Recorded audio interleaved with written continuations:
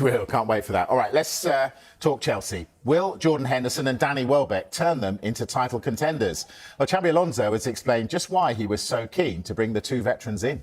I really like the squad, but some things that we could improve. The analysis that me from outside and after talking with people in both the club, with players, what they were missing, and for sure you need to have the right balance in everything. There was plenty of talent, but was missing this composure, these minutes to go through difficult moments, this experience to know how to deal when the things were not going your way, and that leadership to help the young ones. There's no secret in football. The young ones, they need support.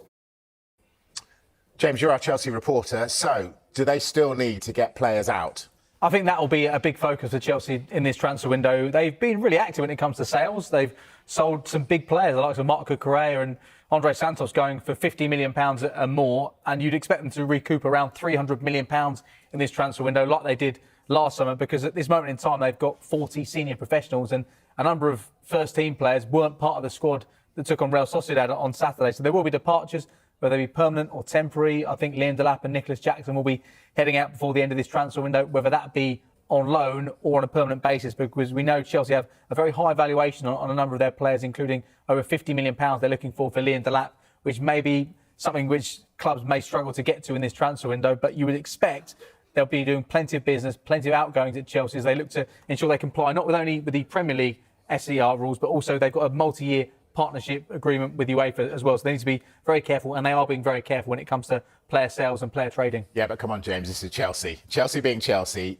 are they going to pull something out of the hat and bring someone in, though?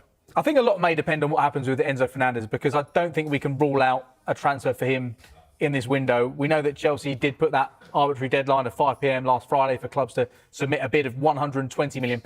No clubs have done so, but I don't think we've been given guarantees that Enzo Fernandez stays. Now, if he was to depart and Chelsea were able to bring in around £120 million, then you'd expect them to reinvest in that area of the pitch. I think we always expect Chelsea may be quiet and then they go and surprise us. I think they are alert to any market opportunities that arrive in this transfer window, but they've done the bulk of their business clearly, but there could still be work to be done. I think the goalkeeper situation, we're being told that they're very happy with the goalkeepers they have, but I know a number of Chelsea fans would perhaps like an upgrade in that area.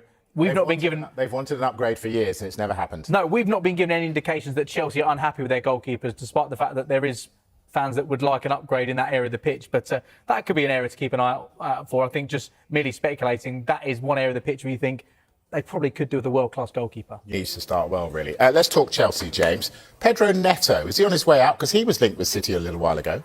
Well, there's several clubs that are interested in signing him in this transfer window, but we understand that Chelsea value Pedro Neto at close to £100 million. We've seen a few interesting valuations that Chelsea have placed on a number of their players in this transfer window. Now, we don't think that Chelsea want to sell Pedro Neto in this transfer window, which may explain why they're putting such a high valuation on him. There has been concrete interest from Al Hilal, but there have been no formal offers for Pedro Neto in this transfer window. I think Xabi Alonso really likes Neto, because we've seen in the pre-season games he's played it in a number of different positions, and actually against Real Sociedad on Saturday he started as a right wing back. Now we suspect that Chelsea will play with three at the back and wing backs. They've signed Marco Palestra, they've just signed Pep Chavaria, but very interesting, it was Pedro Neto who played as a right wing back against Real Sociedad. He actually has had a decent time of things at Chelsea after signing 2 years ago for £54 million, but an eyebrow raising fee. I don't think Chelsea want to let him go in this transfer window. Nicholas Jackson, do they want to let him go? Well, I think he's someone they would consider an offer for. He wasn't part of the Chelsea squad at the weekend. It would be someone for big money as well. I know he's been with Spurs a few times over the last few windows. My understanding is that there's nothing in that. But look, he's a very good striker. And I think Xabi Alonso is getting what he wants at the moment. He was very clear when he signed Maxence Lacroix that he needed players to leave in defence, and that's been happening. I think it could be a good season for Chelsea. I really do. Again, like no European football. Just give Xabi Alonso a year just to sort things out in terms of incomings and outgoings. And if he can get a few more out, I think that squad will look okay. Because you don't really need a bloated squad when you're not in Europe. Liam Delap, £50 million price tag round his neck there. Anyone interested? I don't think people are queuing up at that price tag based on what we saw last season. He was very good at Ipswich the season before last, scoring more than 10 Premier League goals, and actually fast forward 12 months, if that season happened just before the World Cup year, then he'd have been right in the mix to be on the plane. But clearly he's fallen way down the pecking order at Chelsea. We understand Como are a club who have been exploring a deal to sign him, but actually Moise Keane at Fiorentina seems to be their top target when it comes to strikers in this transfer window. He is valued at £50 million. He's got 5 years left on his contract. It looks like Delap and Nicholas Jackson will leave Chelsea in the next fortnight, but it's whether or not that will be on loan or permanently. And really interesting that the likes of Tosin Adarabioyo and Mikhailo Mudryk weren't in the first team squad for that game against Sociedad on Saturday. There'll be plenty of exits at Chelsea. There's 40 senior professionals they have right now in their squad. So that will be the main story at Chelsea over the course of the next few weeks. But I think they will be alert and aware of any market opportunities as well when it comes to incomings. I don't think we can rule out more incomings at Chelsea as well. Really? All right, well, let's stay with Chelsea then. And the most expensive Premier League transfer so far this summer is, of course, the record £117 million they paid Aston Villa for Morgan Rogers. Well, Patrick Davison sat down with Rogers and asked about the move, why he chose Chelsea, and the chance to play alongside his close friend Cole Palmer. So what was the moment or the conversation, and could be Xabi Alonso calling you, could be Reece James, could be one of your brothers, your mum, your dad.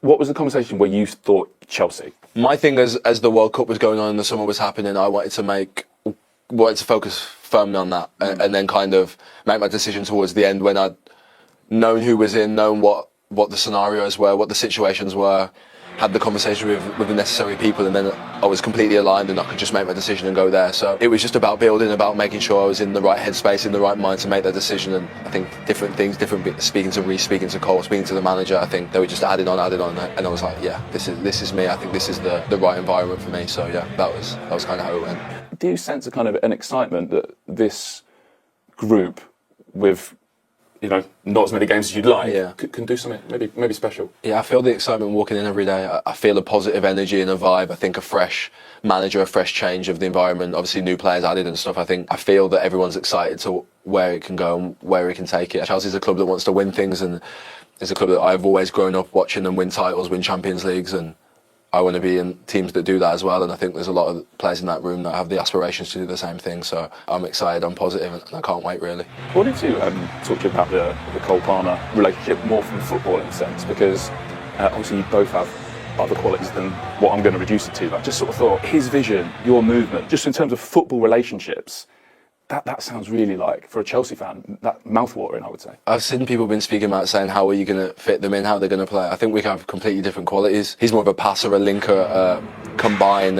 He's like an artist, the way he moves with the ball and plays with it. I'm very much more direct, more straight line. I think we're completely different. I think that offsets really well. I've known his game. He's known my game since we were, 14? I think off the pitch always helps on the pitch. Chelsea are entering a completely different era under Xabi Alonso. And one of his biggest challenges is not simply signing players, but deciding who actually deserves to stay. The squad has been heavily reshaped, with Chelsea bringing in major additions while also preparing to move several players out. Players such as Nicholas Jackson, Axel Disasi, and others could leave as Alonso looks to reduce the size of the squad and create a team that fits his football. But Alonso is not starting from zero. He already has an exciting group built around players like Cole Palmer, Moises Caicedo, Levi Colwill and Reece James, alongside other talented young players who have huge potential. Chelsea have also added experience to the squad, giving Alonso a mixture of youth, quality and leadership. The idea is clear: build a balanced team capable of competing at the highest level. The biggest question, though, is whether Alonso can turn all that talent into a winning team. Chelsea have not been consistent enough, and getting back into the Champions League will be one of the biggest challenges of the season. Alonso has already shown that he can build a team with a clear identity, and now he has the opportunity to do the same at Stamford Bridge. If he can get Palmer firing, make Caicedo and the midfield dominant, organise the defence and bring consistency to the attack, Chelsea could become a serious force again. And this is where the real pressure begins. Chelsea don't just want to return to the Champions League, they want to start winning trophies again. The players who leave could be just as important as the players who stay, because Alonso needs a balanced squad that he can trust.